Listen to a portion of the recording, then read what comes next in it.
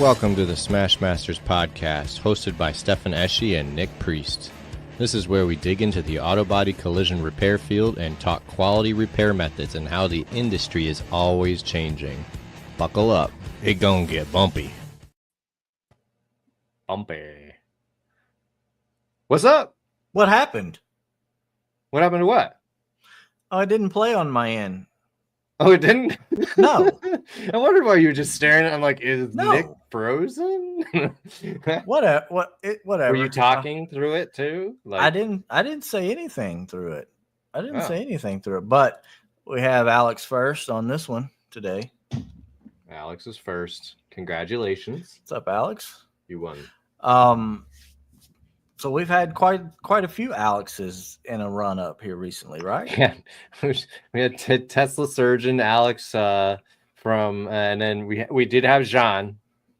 Yeah, and then we had Alex, and today we have Alex. It's gonna be a great show. We're grouping up all the Alexes. If there are any other Alexes that want to come on the show, you make sure you let us know soon, because apparently now is the time. Right.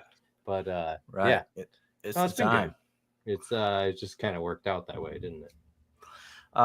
Yeah, I think it did. But we had to get them all together at some point, right?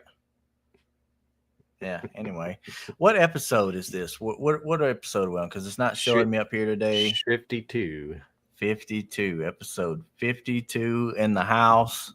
Yeah, and we got a great show tonight. I think a lot of you have been seeing these videos pop up in your feeds a lot, and everyone's like, "Who the heck are these guys? Who is this guy?" Under dent correctors or under his name. But yeah, no, it's let's bring him out here. Here's Alex. Let's go. What's up, Alex? What's up, guys? And how's it going? Oh, pretty good. Excited to be here. Andrew. Good. Happy to have you. Like as I was saying, like you've been hitting Facebook by storm, at least all the groups that I'm a part of, and they're good videos and good repairs. I mean, so right. Definitely had to have you on the show. Who's this Alex guy? So we're gonna learn about Alex today. I appreciate it. I took your advice. Yeah, I know you'd said before, post consistently, and basically I was like, yeah, we're just not going to put a lot out, but as long as it's consistent and we're doing it every week, we're going to see how long we can do that. Yeah. What's up, Nick? Somebody's listening. What's going on? Hey. What's going on, Nick, Andrew? Yeah, thanks for coming on. Yeah. All right, so let's go way back. Let's do the whole dent slayer thing. Let's go way back. All the way back to zero. No. So what got you into the career of fixing cars? Was it always PDR, or you had the collision side before, right? So way back when I'm 33 now. When I was 16, I got my first car. It was a 95 Z28 Camaro, and for a first car, motors. Yeah. Yep. Nice. That was my baby. So still have it, actually. Yeah. But always loved cars. My dad's always been into cars, and was actually wanted to be a mechanic, old school cars, big black Chevys, small black Chevys, stuff like that. And so we were always building cars, doing things like that. I was painting cars in the garage, and Daddy Danny called you grandpa. Hey, I'm not the old one. So I was painting cars in the garage and doing stuff like that. And cool. Then college came, and it was either do mechanics or go for body work. And the mechanics was all new stuff and didn't interest me. So went for body work, and here we are. How many years later? Yeah. So you went to body work, did you do any training for collision or anything like that? Or you just kind of just scratched your way through it? You said college. Did you mean is that like trade school or community college? Small community college in the town I work in. It's super tiny, but they had a collision repair program. It was like a 2-year thing. And basically it was all your friends just hanging out during the day, and that was about it. And Sure, I did it for 15 months at a trade school, so I get it. Well, we got two trainers in here, Mike and Danny both. So how did your guys' training go when you were in there? Like, what kind of courses did you have as far as like just run us through those little steps? Yeah, like at school. To be honest, man, that was so long ago. I don't even remember. You don't remember? It was basically you had a few months of just painting stuff. Then you had mud work and stuff like that. It was very primitive. Just kind of. I learned more at home doing it for the years before than you always school. do it. And after you get in the industry, you're like, man, I should have just got a job at a body shop and learned it there, because that's where you really learn things, is by trial and error, and you get paid to learn and everything. That's why we actually had we brought in the people from Caliber and talked about their TAP program, because we've been telling people to go to their apprenticeship program forever, and we didn't know anything about it. So we brought them in. Afternoon, Don. Learned a whole lot, and it's actually a really awesome program. I've heard a lot of good things. Yeah, so it just things like that, and it's cool to hear different people's perspective and everything. I did the trade school thing, like I said, did 15 months, and I do wish I got into a body shop, but I mean, it wasn't a complete loss. It did get me my first job during a time when it was hard to get a job. It was like 2008, 2009. And I still was able to get into a body shop, and they didn't get rid of me when I sucked. So get in there and do your thing, huh? Right. And I have a feeling that the fact that I did school was the reason that those two things happened, the hiring and the not firing.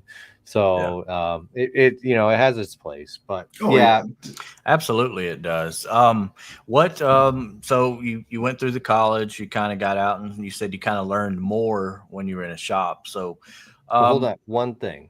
What was there anything in school that you learned that you did that you just never ever did again? Oh boy. Something they taught you, and it was it wasn't teaching, but it was a tool. I don't know if you guys have ever seen it, but we called it the Bondo Bazooka. It was like a dual pack cartridge for Bondo, and it came in this huge gun. The Bondo gun. Have you used it? I've got one. I bought one. Do you use it currently? No. No, that was if you had a bunch of small spots, like honestly, that was probably good for like hail. You know, if you're doing conventional hail work. If you had a bunch of small spots, that thing was golden. If you had anything bigger than this, the first spot was hard by the time you got enough Bondo out. And it would mix inconsistently and everything. It was kind of a mess. And the cartridges were expensive and everything. So for me, I like to say they taught us how to weld with a stick and a torch. We welded fenders back together with a stick and a torch, and he even told us when we were there, "You'll never do this again." It's like, then why are we doing this for a week? What the hell? I guess just to kind of know, huh? Just to fill in time. That's what it was. It was a lot of that during school, and luckily, the high school I went to, they actually had welding classes, so I got to do that before I even got there. So that was pretty nice. That was a huge help, actually. I do credit trade school for teaching me how to weld. Yeah. So I mean, they're good for plenty of things. I mean, you got to have them, and I've seen a lot of them out there that are actually really good. And I just went to the closest one because didn't want to leave home, I guess. That kind of wanted to be around family and friends, and everybody I knew went there, and it was just kind of one of those things. It was close, could drive there from my house, and worked out perfect. Yeah, I mean, so go ahead. Far, that's good. So go ahead, Nick. Yeah, I was going to ask, when you get out of doing the trade school and you get into a shop, like when did the real learning come from? Like, how long did it take you to feel comfortable before you were able to fix a car on your own? Because we ask a lot of people this, and I'm sure it's probably around the average, but how long did it take you? Yeah, so I got done with trade school and I didn't actually start into a body shop until 3 years later, I think it was, something like that. In 2015 was when I started. So I started following a guy around that was my age. What's up, and Dwayne? I followed him for about a week, and then I went to the boss and I was like, I know about as much as this guy does. And he wasn't a very good tech. And so then they just kind of put me on my own. And I was on my own for about 6 months, something like that. And then ended up going to commission and kind of found out that way. But I mean, I just kind of got shoved into it. And I tore cars apart, and I had a really good support system there as far as really good techs that were willing to help me out and back me up. So lucky. Yeah. It was. I work with a great group of guys, and they're always willing to help. So it wasn't ever like, man, I'm in over my head. This is not something I'm going to be able to do, because I always had great advice, and that's where Trevor came in. Is he's always helped out, and there's a few other guys there that have always been great and believed in me and really showed me the way and gave me the tips and techniques I needed to, and it's. All right, so pretty great. So that was, how old were you when you actually started then in the industry? Oh, I would have been 10 years, 20, mid-20s, we'll say. 23, I think, 24, somewhere in there. So you've really been doing this about 10 years. Yep. I've been at the collision center for 10 years now, and that's where I've stayed. I applied at one place before I went there, and luckily they didn't hire me because that place was just a dump. And the place I work at now, it's the nicest shop within probably 100 miles. So can't get any better than that. Yeah. I mean, a good shop is always a bonus to have. Danny wants to know if this is the younger guy or the older guy, because he's asking for Daniel Kraus. He's young at heart. Does that count? Hey, it does. I feel old. He didn't say mentally. Yeah. And Cass asked what type of jobs advanced you the most. That's a pretty good question. Probably I did my first ever quarter job within the year I started there. I'd never really hung a bunch of panels, and I got like I think it was like a 2010 V6 Camaro that I got to hang a quarter on. And sorry, Trevor just popped in. Oh, he said, WTF, I'm not that damn old. Thanks for coming in, Trevor. But yeah, so hanging a quarter, and that was probably the thing that really was like eye-opening, and I was like, yep, I can hang a quarter. I can figure out how to hang any other panel. So that's usually a goal of most techs to get to that point, is change a quarter. Did you do your first one with plug welds, or just a MIG welder on the entire thing, or did you use a resistance welder? You get in tune with all that way of life, or? Yeah, so luckily we have, I think we had an i4. We upgraded since then. He's never MIG'd on a quarter. But so I've done plenty of hackery before I started at a shop. So I've been there. I've done I'm just asking. I've done all of it. I've done all of it. So I have too. Oh yeah. No, luckily any tool we needed, we've got the best of the best, and we actually just got 2 brand new frame racks that I hope to not use, because I'm done with frame work. It's so hard on your body, and it's just they don't want to pay. Insurance companies don't want to pay for it anymore. Nothing gets real framework anymore anyway. If you're up on a frame machine, it's to do a quick pull. If it's really swayed or something and you're fixing it, it's either something super expensive or it wasn't written correctly, because it should be gone. A lot of the second one. Yeah, no, I get it. Believe me. Just check out all my videos from the previous 3 years. But anyway, so yeah. All right, so we moved in. So you actually caught on pretty quick because you had a nice support system, which is not something that we normally hear. No. Right. Normally we hear the 3 to 5 year mark, because I mean that's for me. It was 5 years before I was comfortable. I'm also like my worst critic, overly critical of myself. So the smallest bit wrong, and you can't do it at all. So it took me about 5 years to feel like I was doing it right, doing it well enough to make myself happy. But I didn't have that support structure. My trade school didn't teach me much. I got into a shop. I mean, there were a few nice guys in there, but it was tough to get the information I needed when I needed it. And I don't know. Yeah. So I'm glad that you had that support. For sure. Yeah, I was super lucky as far as meeting the guys I did and ending up at the shop I did, and it couldn't have worked out any better for me. It was perfect. It really was. And you look at, it's kind of weird because you look at some of the body shop forums, and I'm not putting the body shop guys down, but a lot of them are a lot, I would say, not meaner, but just a lot more critical of people versus like the PDR groups. You look at right. I mean, they're vicious. You post something, they're gonna tear you apart whether it's right or wrong. It's hard. That's where I came up in those style. Yeah. Same here, and it's tough, and that was eye-opening about getting into PDR is how much people are supportive and helpful.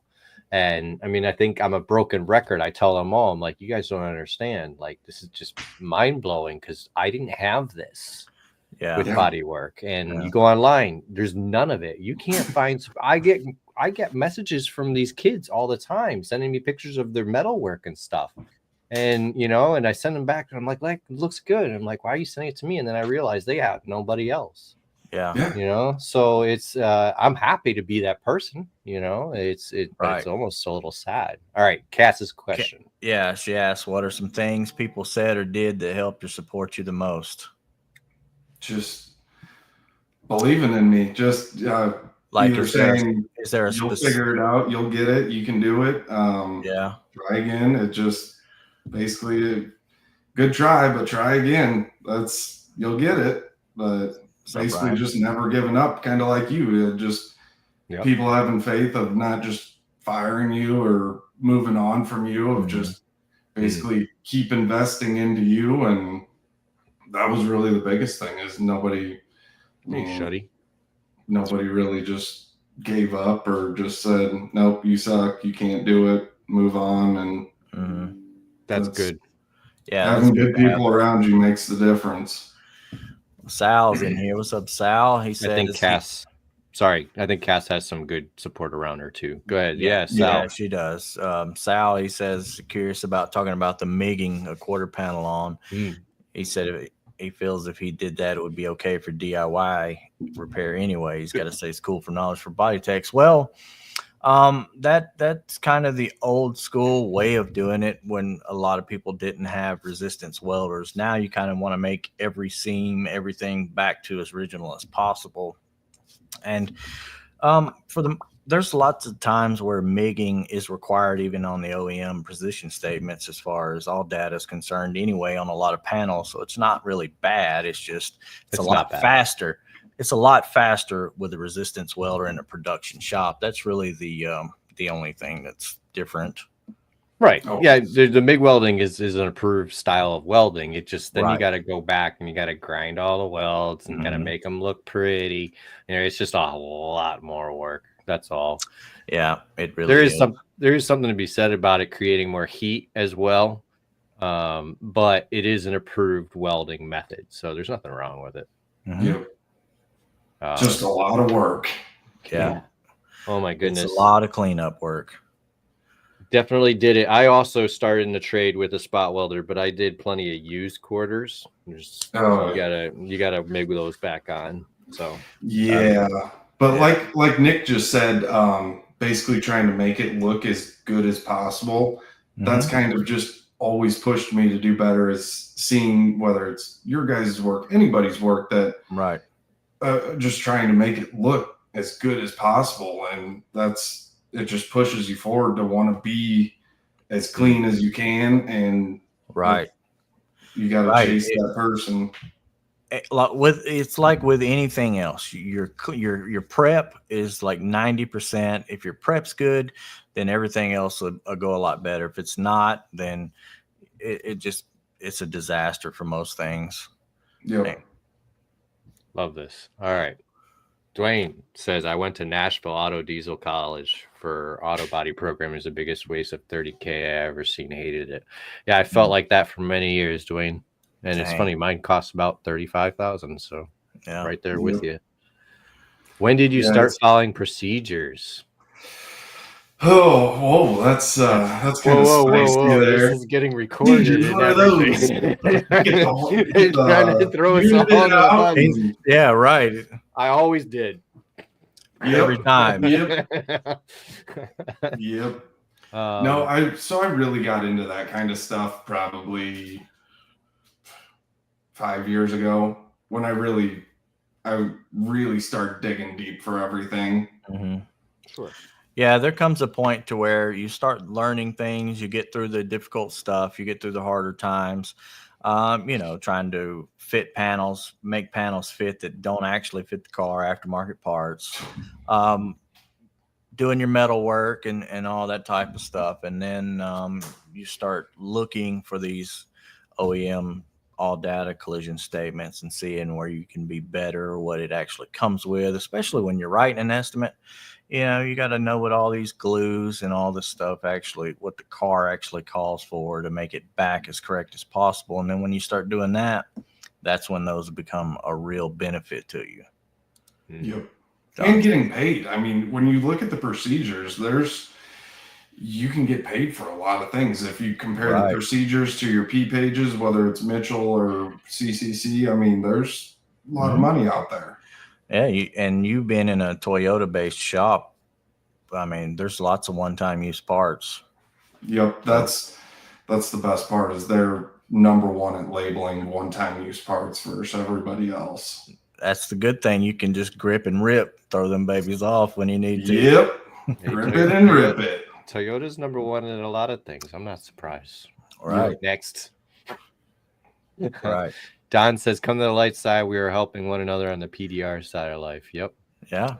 Yeah. The PDR side has been a fantastic community since I've been involved in it. And me and Stefan both, we always praise the PDR community, how well they help each other. It really is a great community.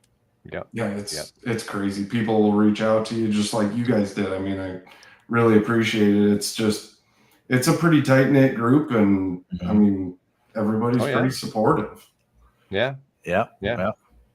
Seam, seal it, and send it. Yeah, I mean, just you can. I mean, I know people that's covered up entire damage with seam, seal it, and send it. Just throw a little rubber guard on there. I think that's in response to the procedures talk. Kat says good support. She says, like you guys said, collision criticism can be brutal, and it doesn't have to be when I get the chance to show people. And I'm sure you see some of the Cass posts as CT Body Tech. She's got quite a following now, so she probably sees plenty of that ugliness because it's all online and everything. I don't know how I don't know how well, or like what kind of criticisms like a woman collision tech would get. It's got to be something different. I don't know. Maybe it is, maybe it isn't, but it's pretty. Sounds like a future show. I was gonna say, I'm surprised she's not been on here yet. She's on the list. Watched a lot of her videos. She's pretty good. Yep. She's good to see the young fellas tonight. That's what Daniel says. I didn't say it, but Daniel said it. Yep. Daniel, Trevor's in the chat. Oh, this will be good. Yeah. Oh man, no, we can't wait to get Trevor on here now. That's what I told him. I was like, man, you're gonna have to go on and defend yourself. I mean, Right. you can't just let that go. Well, I'll send him a link right now. You can hop in. Oh man. Yeah. But yeah. Yeah, and Alex says he's looking forward to her coming on the show. And there's Case. What's up, Case? Another female technician. Mm-hmm. But a lot of females getting into the industry. There's a ton. Yeah, there really are. And just being at trade shows and meeting all these female techs has been pretty eye-opening too. So it's there's a lot of them. It's past his bedtime. It's past my bedtime, Trevor. Every week I do this past my bedtime. Yeah, for you got an hour later than everybody. So right. Yeah, than everybody. Yeah. I think we have a few viewers that watch over in the UK. It's like 1 a.m. for them. So, but I don't see 1 a.m. a lot. Me either. That's a good thing. Cass said criticism is alive, we will say, but she's trekked through worse and doesn't plan on stopping. So that's there you go. That's that's the case with collision work in general. Nice. Yep. Yeah. So you got through the collision part and you started PDR. How did we get into PDR? Yeah.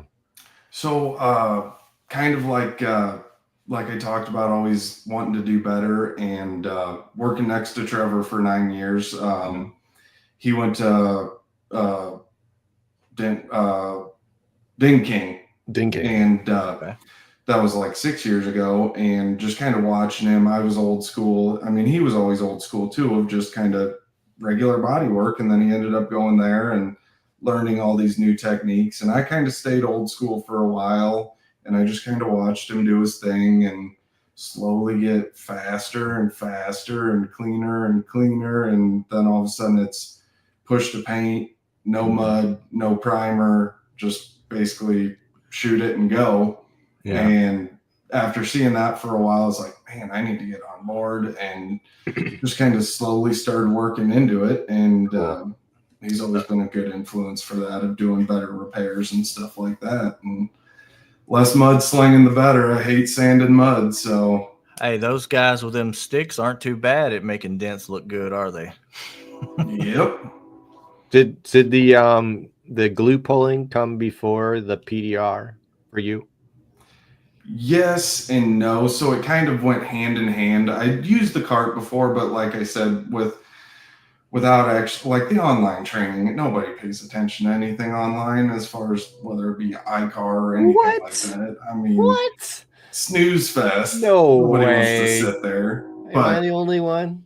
Okay. Which, so we kind of had to figure it out on our own. I wish we would have went to Kiko and just been done with it. We'd be so much further ahead than we are now.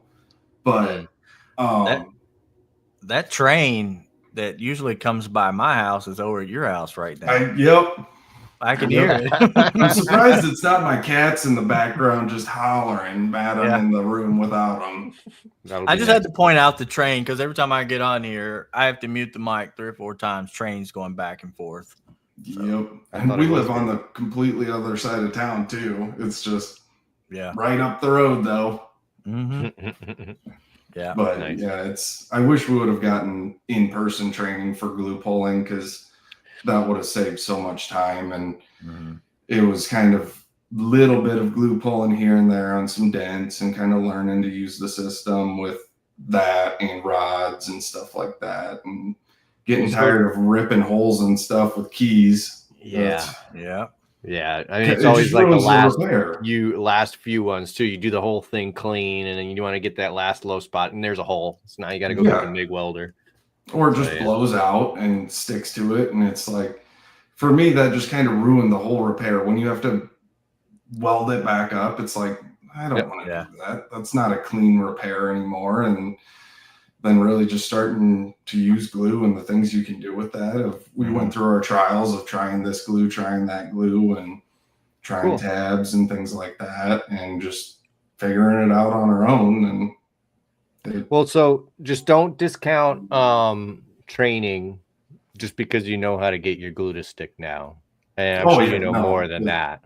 But it's Nick and I both went out to Kiko's 5-day training this last year in Oklahoma, and both walked away with more knowledge. I'm sure by now you've seen the videos fly by of me and him both in them, and that was we went to a lot of spots last year, and that was my favorite trip, I think. By far. I just told Trevor that today. I said we need to go down there and see Danny for 5 days. Yeah. It is an awesome training and experience. Because you're never done learning. You can always learn more, learn something different. Even if it's something you already know how to do, finding a different way to do it can benefit you somehow. It doesn't always have to be new. It can be a different way, a different outlook on something. I mean, once you stop learning or trying to learn, you're done. You're stuck where you are, and you're in that generation forever. Right. Anytime you can take a painter and by like, what was it, day 2, almost 3, I think. I mean, Danny brought his own Jeep in there and put a dent in and was like, hey guys, get this dent out right here. So and these guys, they don't even do body work. They just put paint on the car. So doing full PDR in a few days. He's really good at what he does. He's really good at what he does. Yeah. Danny's extremely passionate, and that's the type of guy you want to see promoting your company and teaching the people that are going to be using it, because he's going to get you on the right path, and he's not just there for a paycheck or like a lot of like your iCar instructors or anything like that of just, okay, we're going to teach you. Right. Day one, these guys took a 2-hour lunch. Day 2, they took 15 minutes. Yep. They were back out. They were back out That's right. doing dent work. I mean, it was good. I mean, stuff the food in their face. Can I go back and work on the dents now? Danny fired these guys up. He did that for sure. Yeah. Oh, and they have such a great system, and it's like I said, it's damn near foolproof once you figure out the prepping on it. I mean, the things you can do with it is just literally endless. Every tab has so many different configurations of how to use it, what to do with it. I mean, it's just up to your imagination. And even at this point now, the damage is even up to your imagination doing the training. Because I mean, when we're at work, we have to deal with whatever comes in the door. If you want that big dent for lateral tension, you better hope it comes in. You go to the 5-day training, they're going to give you lateral tension dent. If you tell them you want to learn lateral tension, you're going to get multiple lateral tension dents, and you're going to get them until they're really, really good. Hey, what's up, Chris? That sounds like a good day, a long day of PDR. Yeah. Always good. Yeah. So anyway, I can really attest to that. And if you hadn't digged on online training, I would tell you to go check out GPR Masterclass too from our Gene Fetty. Yeah, so I can't really dig on online training because I do watch a lot of it. I watched all of Jim Mitchell's videos and they were great. It was just, I guess, the mindset I had back then of just iCar's a lot more boring. I was busting chops here. iCar's nowhere near as fun as Jim Mitchell's video or Gene's video or any of these guys. I mean, pick any one of them you want. They're all good videos. Good videos. I listen to Mike Toledo every morning on my way to work. I mean, just his podcast that gets me excited, and he's extremely motivational, and it's like, all right, let's go do this. We can do it. It's just another day. Right. Yeah, it's good for motivation, especially to see how I like to see how other people's like struggles almost were, because you can kind of relate to what they had difficulties with, whether it's understanding how to just whatever. So like if it takes getting sharp dents out, or if they had difficulties doing R&I, whatever the case is, I like to get in depth with those kind of things. For sure. I've had plenty of my own struggles. It's just never give up. Just keep going, though. You'll figure it out at some point. For sure. So speaking of struggles, I mean, so was there something in particular as you were learning PDR that you struggled with, that you overcame, the light bulb moment, something like that? Yeah. So as far as PDR, basically reading the light to start with was a real struggle of just looking at some fog on a panel. It's like, I kind of get it, but I don't. And then just trying to like focus your eyes right and see the dent and all that stuff. So that was the first struggle. And I think a lot of people struggle with that when they first start, is just really reading the light, and that the light's the key to everything. I had my light on a bumper today. I was heating it up and pushing out some stuff in it before I fixed it. And I was like, I wasn't using it at first. And then I was like, man, I could really see what I'm doing if I threw my light on it. So I threw my light on it, heated up, pushed right out where I needed it to be, and then sanded it all down. I was like, everybody needs to use a light. I mean, it just changes how you see dents. It's a different way of approaching the metal. We're taught to use the feel to find highs and lows, and that's what we end up doing, even when the panel's got paint on it. And so once we start using the light, you're changing everything about the way you're approaching the damage. The light, if it isn't in already, it should be the number one tool in the shop as far as blueprinting everything. You should always have it close by when doing these types of repairs. I mean, obviously, if you're going to change a hood, you don't need it. But if you're repairing anything, you're trying to show your damage, the light needs to be out. I mean, it helps with photos and all that. Just like Dwayne says, light position is key. And you can turn that light a bunch of different ways. But as soon as you hit that one way that reflects right where you need to, where you can really see it, as a beginner, that's like, oh, now I see what people are talking about. I like that you said your eyes focus, because that's what it was for me. Because I was reading the light just fine. I was listening to everybody. I'm setting it up the way they told me to. But then one day I realized that I could, if I move my head like this or like that, like I could focus. And then if I do a little, I couldn't. And when I could focus, I could fix the dent. So 100%. I just, as long as I made sure I could focus on it first and then tried to move it, I did much better. And it was like light bulb moment for me. So you're actually the first person that said that and clicked right. It's kind crazy. It's just a hard thing to learn if you've never used it before, and just keep trying and you'll figure it out. And also pushing really hard. I was really good at turning stuff into porcupines, of just cranking on it. Cracking paint, you name it. I think that's more of just maybe not using the right tip at the right time. Because I mean, you put that soft cap on there, you still got to push hard.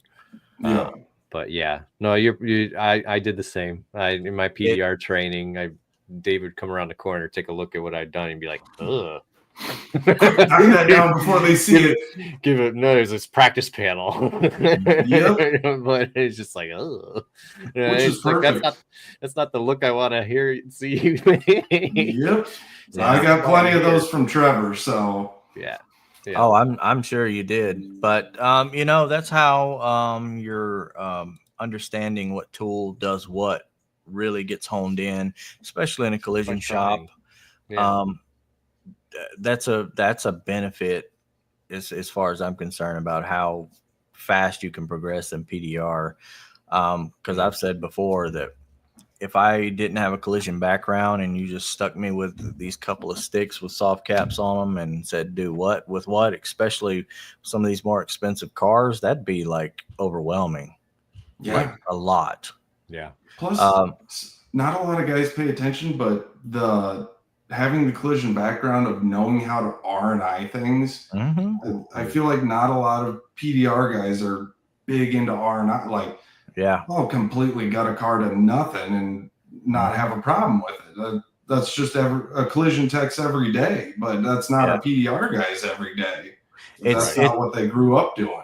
It's funny thinking about it, and especially for me, because when you scroll in the the groups, and they're saying looking for R&I techs, and to me, an R&I tech is the brand new apprentice guy, and they're just training him in. He doesn't know how to do anything, and that's the R&I tech. So for me to see these guys, having, and I know a lot of guys are really successful in their R&I businesses, and I'm not discounting them at all, but it's just hard to take my eye from that guy and put him into this guy. You know what I'm saying? Yeah. But I mean, they're out there, and the amount of PDR guys that don't want to or don't know how to R&I is like, it's pretty mind blowing. Yeah. The amount of comments I've gotten about, oh, you took that door off, or how long did that take you? And it's like 5-10 minutes at most. Just pop it off, undo it, throw it on a stand, which not everybody's got a extra person there to help them throw it on a stand. So I'll give them that. But I mean, R&I is second nature if you grew up in a collision shop or did that. I mean, it's crazy. Yeah. Andrew's got a good question. He says, why are you making the switch? Do you feel the industry isn't valuable as an experienced collision tech? Yeah, I feel like a lot of collision techs, basically any quality. Questions. Yeah. I feel like all the collision techs are undervalued anyways. I mean, for what the knowledge and the procedures they have to know and go through and follow, it's just completely undervalued totally. And it was just kind of the why I'm switching is just part of that. Everybody, I mean, they're just undervalued, and insurance companies don't want to deal with it.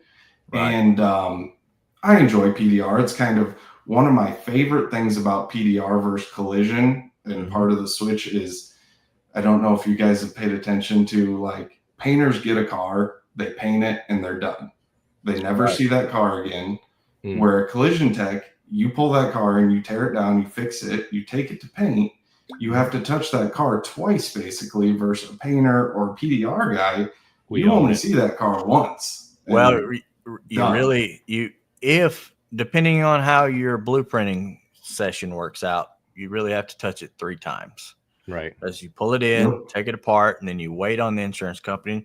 And then you have to argue with these guys about why you need this time. That's why I said the light is such a good asset to have right here, so you can document all that. Then by the time you get that through, then you're okay to repair it.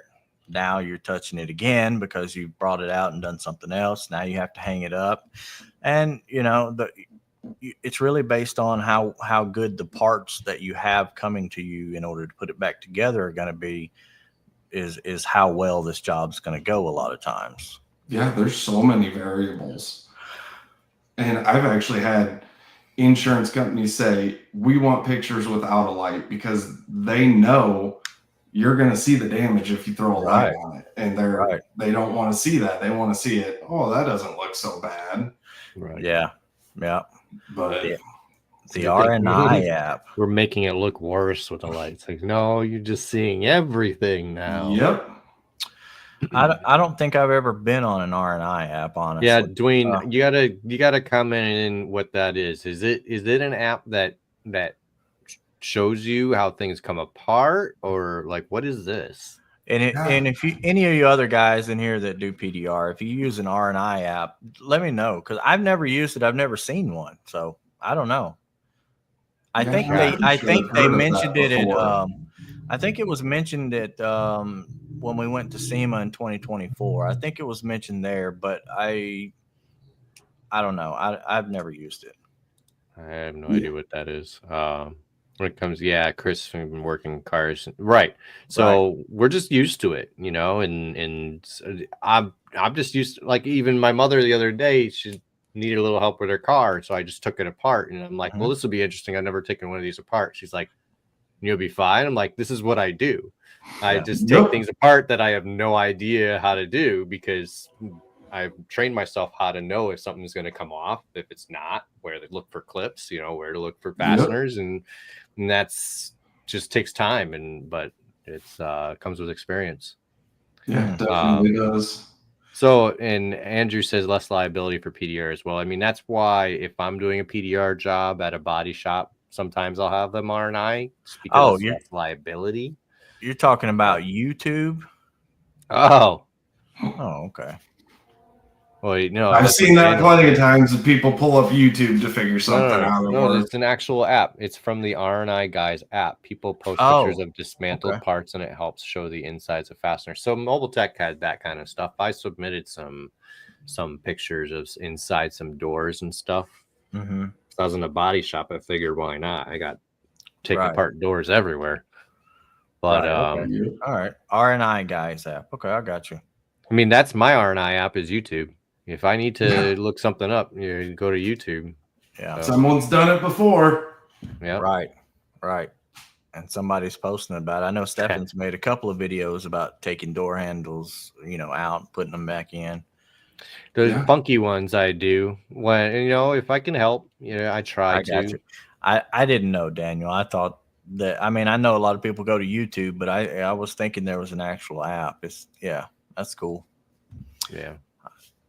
For sure. And I mean, if it wasn't for you guys putting out videos of how to R&I things or all these other people showing how to do things, I mean, if people really appreciate that stuff, they might not think about it of this guy took the time to videotape this and edit it, and it may seem just completely random, but the amount of people that probably helps is crazy. Right. It really does. Especially on like Daniel says, like a lot of these weird cars, non-common vehicles that, it may have to take the face cover off the handle and then unscrew it out, like on some of the Audis, something like that. If you've never tackled that before, and companies like that change their design halfway through the year. So they're constantly changing. Every time you learn an Audi, just forget it, because they're going to come out with totally different design next year. So it's but then you get used to that. You get used to dealing with those things that you just weren't prepared for. Or how many guys on the Volkswagens, when you just have to pull the plastic pin back to you to take the handle out and stuff like that. Who would have thought of that? Yeah. We were just talking, I think it was last week, about the door cylinder, the lock cylinders on the Honda door handles, where you had to go and reach behind and get the horseshoe clip that you couldn't see. Yeah, I think those are terrible.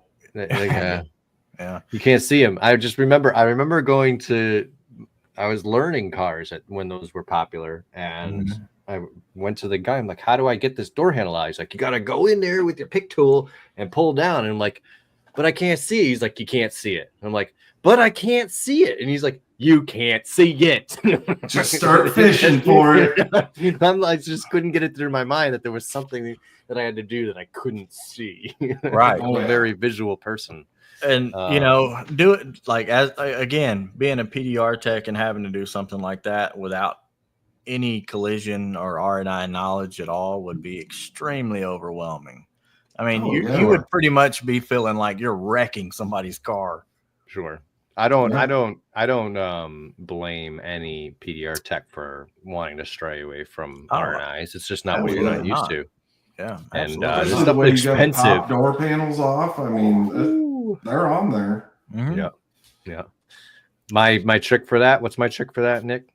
What, the little bag, air bag? Air wedge. The air wedge. Air wedge. I haven't tried that yet. I've seen it a lot, but I haven't got to it yet. The air wedge, if you don't have one, just get one. It's a really good all-purpose, all-use type tool. I mean, just make really sure that door panel doesn't slide up first. Yeah.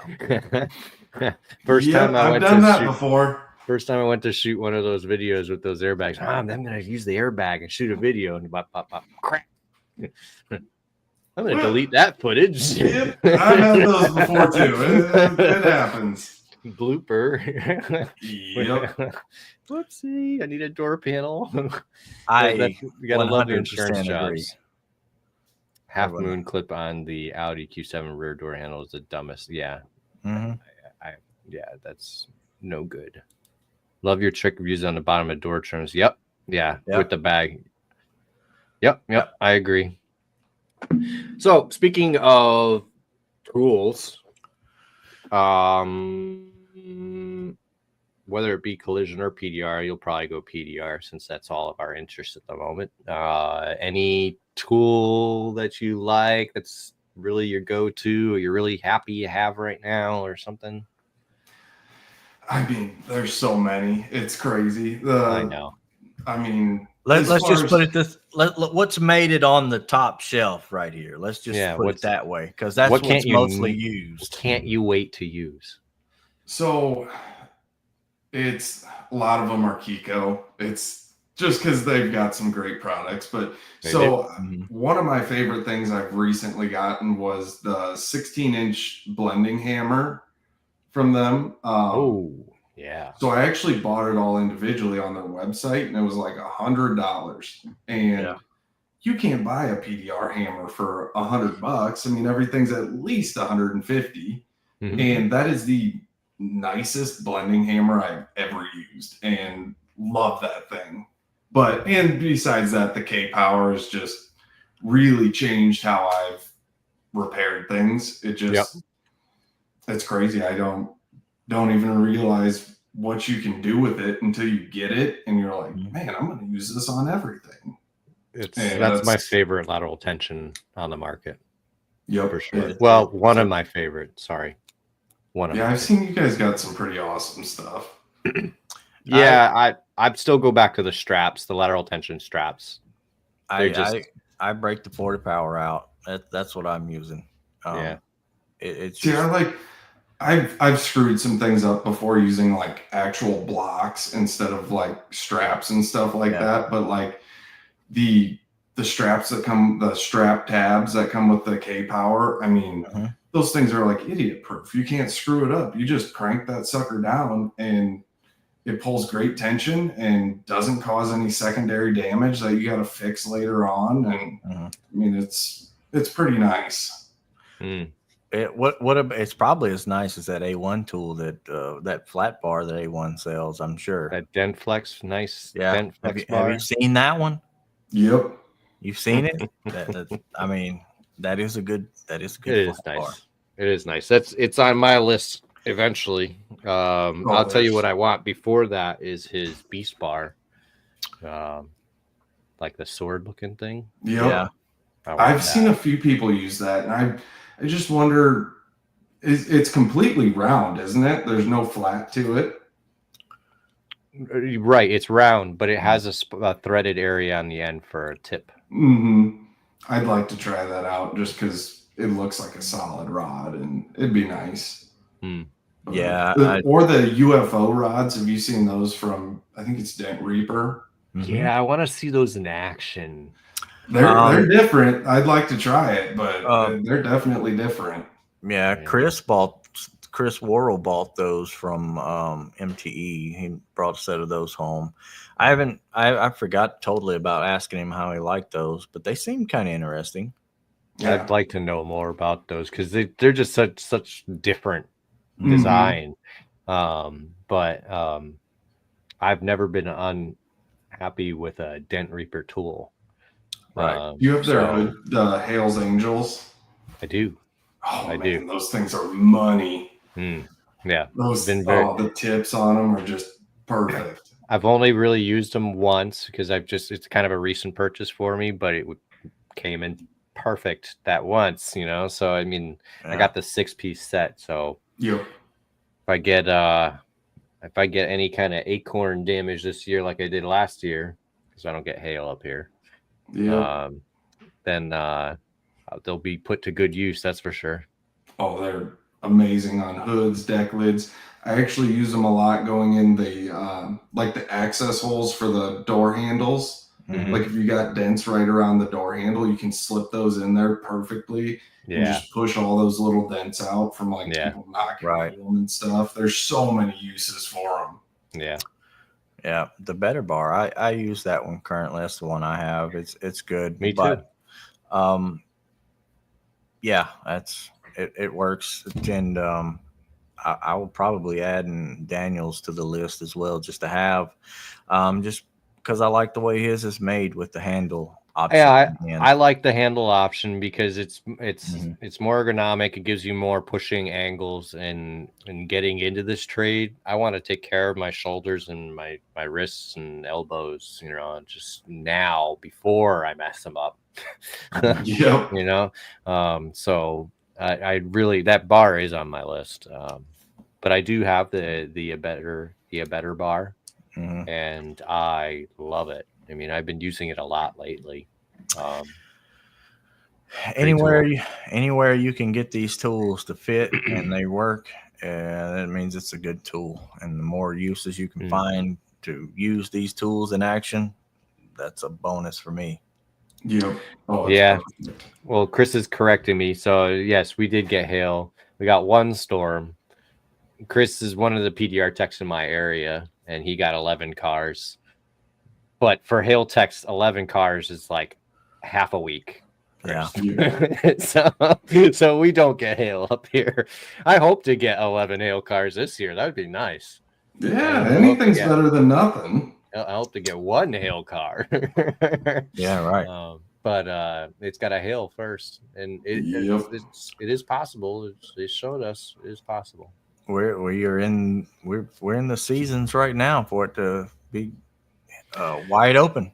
Connecticut's a little later because it's got to get hot here first. Right. Yeah, I know yours a little bit later, but it's making its way up there. Chris is talking about him in the UFO rods. Yep. What's up, James? What's up, James? Yeah, Chris, how do you like those UFO rods? Type that in the comments if you have you used them yet. Oh, hell yeah, money. Rods. Have you guys used any of the Stanliner stuff? Or yeah, I have some Stanliner tools that I use. I don't use them very often, but certain situations I do. The main tools that I use, honestly, are just a couple of double bend 30-inch on most things. I mean, I use the really long hail rod if we're doing hail work, and some of the Dent Reaper single bends. I use those a lot, and I use the backside of it because it has that nice round curve, and a lot of times I don't even put tips on them. I just use them that way. Yeah. Are you talking about the bendables? Yeah. Yeah, I use the crap out of those. And James, sorry, go ahead. I was gonna say, James being in here, we saw the hive set up and we did a video on that. I haven't gotten it yet, but I'm curious to see the people that have gotten it. Do they really enjoy it, or how's that working for them? Because that's like really high on my list to get. David bought it and he used it recently. He says he likes it, and the only reason why I haven't ordered it yet is because David's got it. And he's down the road from me, or I'm in his shop doing work. So next time I need it, I'm just going to borrow his. He's borrowed my tools, so it's kind of one of those relationships, we help each other. But yeah, that's a great tool for leverage. I can imagine quarters and bedsides. Yeah. How it would just be super useful in those areas. Yeah. That's Andrew's got a good question on this part. He's talking about does your boss support your PDR practice, or they just want you to work fast and sling mud? I know that's a lot that's pretty heavy topic in all collision shops. And I know a lot of people are interested in that specific thing. Oh yeah. I mean, no, my boss is super supportive of PDR. I mean, everybody in the shop is always really good about quality first. And so that's always been the thing, is do your best, make sure it's the best repair possible, because nobody wants the reputation for doing bad repairs or having repairs come back. So yeah, nobody's ever really pushed to get this done, get it done as fast as possible. It's always been do it as good as possible, not as fast. Yeah, right. Yeah, I mean, I guess you got to look at the profit margins of everything. I feel like there could be, once the guy gets better at PDR, I feel like there's more of a profit margin in the PDR. I mean, obviously you got to set it up, whether it's 50-50 pay or not, but there's less materials. The only thing that they gotta do is like, so in my current situation, I gotta feed a painter. Yeah. So I can't just stop and do PDR all the time. The painter will be standing around doing nothing, and that's extra wasted money. So they have to have somebody to start doing them all the repairs that I'm doing now before I can do full PDR. Yeah. And actually, they're kind of working on that. But it's that's not the easiest thing to do. Right. So is most of your jobs like I'm going to use the term loosely, but like push to paint, or are we just getting these 100%, or like what is the goal, your goal in the body shop? I know to do 100% as much as possible, but are we looking at any like percentage wise, you know, just for the other guys that might have a similar interest? So I do a lot of lot car PDR. So a lot of the videos you see are a lot of lot car PDR. So a lot of that is just push it, get it as good as possible for what they want to pay and ship it. But when it comes to like insurance body work and we're doing that, I will, if it's possible to not paint it in PDR, I will spend as much time as possible just to see if I can. And in the end, it's always getting painted either way if I crack paint or something like that. So it's really just do it as good as I can. And once you get to a certain point, it's like, okay, time to either move on. As basically I have a goal. If it's body work and I can't PDR it fully, it's get it good enough to at least 180 block it and maybe skim coat it. Okay. That's where I'm at. Yeah. That's what I've been doing. Yeah. I hear a lot of that kind of that talk about it, because I know you can't really get everything in a collision shop, especially when they're scratched heavy, or you know, in that one spot that you can't get a tool and the glue may not be pulling it up like you need to. So yeah. Okay, that's good info. Yeah, no, that's good. It actually, that gives me a little bit of a justification for what I'm doing, because you know we're creating something. Doing this PDR stuff in a body shop is not done. So this is unprecedented, you know. And even my boss is looking at this, going like I was asking him, I'm like, how are you going to charge for X? And he goes, I don't know. We're gonna have to figure that out. And you know, and I'm like, okay, you know, and I'm like, so like I have some resources we can use, but you know, we're gonna have to you know, figure out what the profit margin is and what we got to charge per day, you know, to make it worth it, you know, and then go from there. So Daniel has, you know, telling yourself, you know, it can't be painted. That's the hardest thing in a body shop setting. And yeah, that's one way to get really good, or as good as you possibly can. But there's a learning curve in that era right there. And depending on what shop you work in, depending on what kind of manager you have, and you know, there all these scenarios, people kind of get angry when you're picking all these little details out, and they don't want to see that. So if you have a setting where you can do that, by all means do that. But some of these guys are not equipped with that type of setting, and that's kind of unfortunate. But it takes the right shop. Make it flat and send it. What if it needs to be round? Yeah, and it's a little harder. Yeah, it's supposed to be round. Don't make it flat. No, don't make the rounds flats. Yeah. That's good, Chris. That's awesome. I didn't know if you had spent much time with those or not. So glad to see those are working out for you. I know when we were at MTE, we were like, "What are these good, or are they going to be? What's going on?" Yeah, I might have to pick some of those up. I love tools. Anything new, exciting, even old tools. Tool guy at heart. I'll buy as much as I can.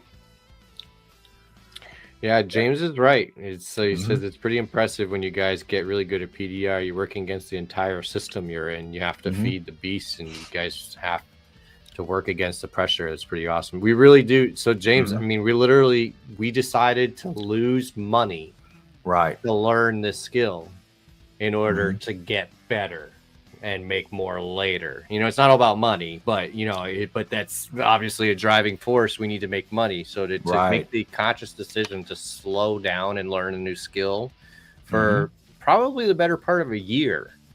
At That's- least. Yeah. Yep. That's Mhm.